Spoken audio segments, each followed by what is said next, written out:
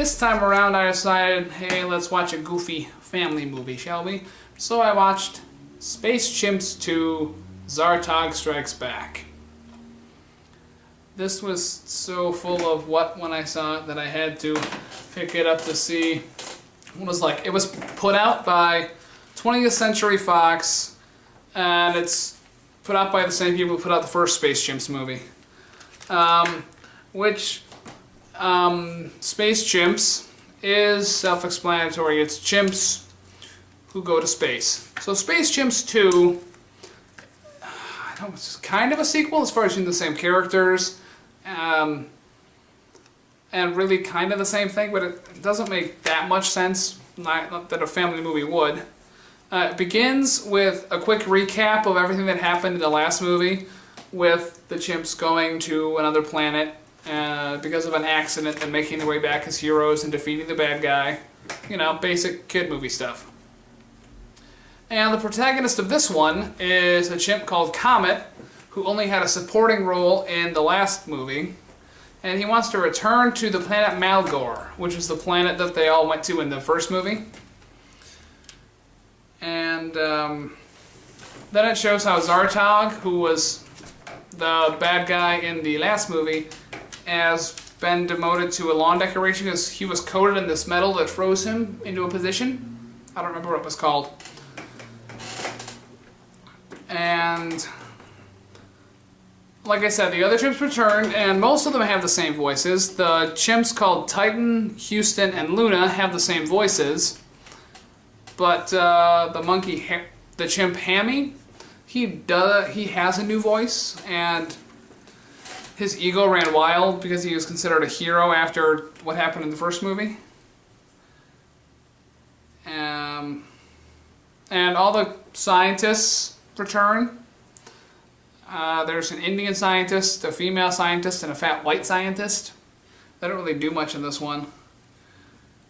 But there's some actual mission, the plan to return to Malgore, and Comet feels left out because he winds up being cut from the mission due to budget things or whatever. And then he makes his way to the ship that they were going to use and accidentally sets it off and goes to Malgore by himself. And after he does that, the blast from liftoff makes it so that Zartog can get free from his little trap thing. And it's kind of funny. Once Comet breaks through the atmosphere and he's in 0 Gs, there's a scene that shows him, shall I say, monkeying around in the zero gravity. Like every other comedy movie for kids and families that takes place in space, you gotta mess around with zero gravity. And it was kind of funny. It's a joke that younger kids wouldn't get. But at one point he flies past Pluto, and he says, "Looks like a planet to me." Of course, referencing that now Pluto wasn't considered a planet and is now a planetoid or whatever. And the chimp Houston discovers that he took off and whatever. So he calls Luna and Ham, and the two of them return on the jetpacks. The jetpacks are a returning thing from the first movie, and they're still as stupid as they were in the first movie. And once Comet gets to the wormhole that transports him to Malgore, there's this really trippy scene. Like, it was trippy. I can't describe it other than being trippy. And of course, the landing is all okay and whatever. And then, pardon me for still consulting my notebook so much. And for a good part of the movie, it shifts between what's going on Earth and what's going on Malgore. And Zartog, who is broken free, infiltrates the base, and he likes to play with different machinery. So when I don't feel like sitting up, so I'll hang on. Let me just do a little adjusting. There, that's a little better. There's a gag on the treadmill where the treadmill's too fast and he falls. Again, kid humor. And on Malgore it's discovered that what's called a banana berry, which is just a phone that Comet has, it messes with the brainwaves of the native people on Malgore, which just seems like something that they would have expanded a lot more than they did. Oh well. And in mission, they're not in mission control yet, but at the base, Titan confronts Zartog, but because Titan's so stupid, he lets him into mission control. Then it flashes back to what seems like romantic-ish tension between a character called Kilowatt, also returning, and Comet. And I can't remember if Kilowatt is a girl or not, but they're really close friends nonetheless. And at this point I also wanted to point out that the CG for this is really well done. I'm very impressed by it. And in Mission Control, Zartog steals a device that the scientists make called the departicleizer, which it looks just like a Wiimote.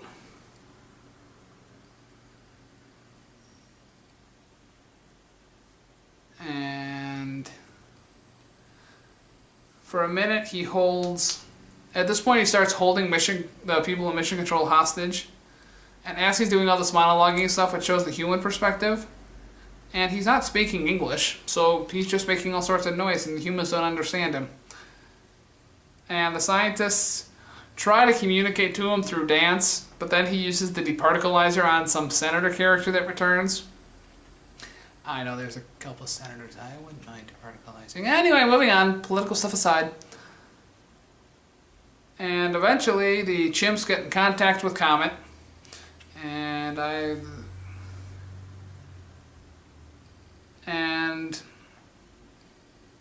at this point Titan shows back up and tells the other chimps what happened with Zartog, and then he realizes how dumb he is.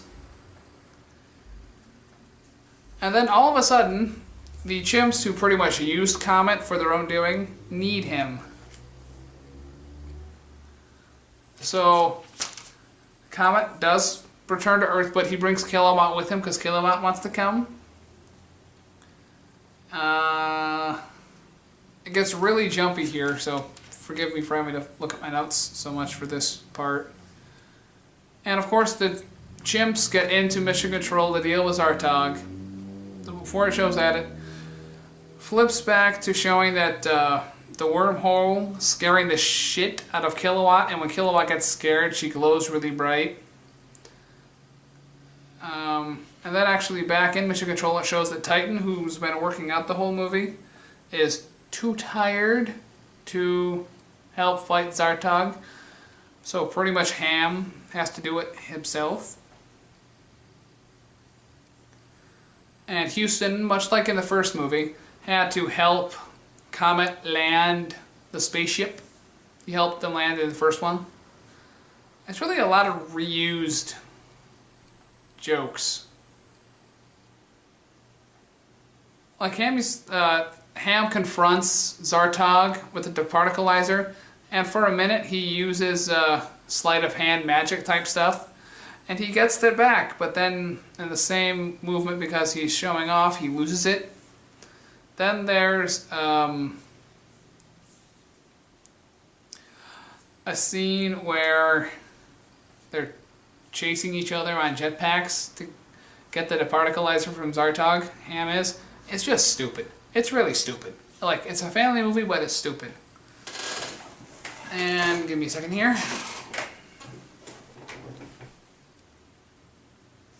And of course, Comet ultimately helps take out Zartog from the jetpack because he runs into him while he's flying down to land. And Zartog gets caught on a wing and then flies off. And then, in a moment of dramatic tension, once they get back to the round, Zartog zaps Kilowatt with the departicleizer. And then, along the way, He departicleized a lot of people. And everybody's like, oh no, they're gone forever. Oh no. But that's when the banana berry messing with their brainwaves thing comes back in. And he uses that to distract him to get the departicleizer back, to Ham uses the departicleizer on Zartog. But then they're like, how do we get them back? And Comet's a really smart tech monkey. Literally. So he messes with the departicleizer to get all the scientists and stuff back. And he brings Zartog back in miniature form. And then everybody's all congratulating Comet, and Comet's shown off in the circus because Ham's in the circus. That's a thing from the first movie. Whatever. And there's two scenes that make you think it's the end of the movie. First is the inspirational kid movie one, where it shows Comet being shot out of a cannon and going right for the moon. But then it shows the mini Zartog being chased by a hamster and a schnauzer. He had encountered the schnauzer before and it chased him. No, he scared the schnauzer away. There we go. But overall, you can tell this is very much a family movie. Just with how the dorky, goofy dialogue and how people were acting. And that there wasn't anything too serious. Because it's a movie aimed at kids. Kids would like it. For me, it was okay, because I am still a kid at heart. I mean, I'm only giving it like a 5 out of 10, because I didn't really see anything substantial going on. I mean, it's not terrible. It's not awesome. It's halfway, like I gave it. So, I'm Xylon Blue 1, and that's my review.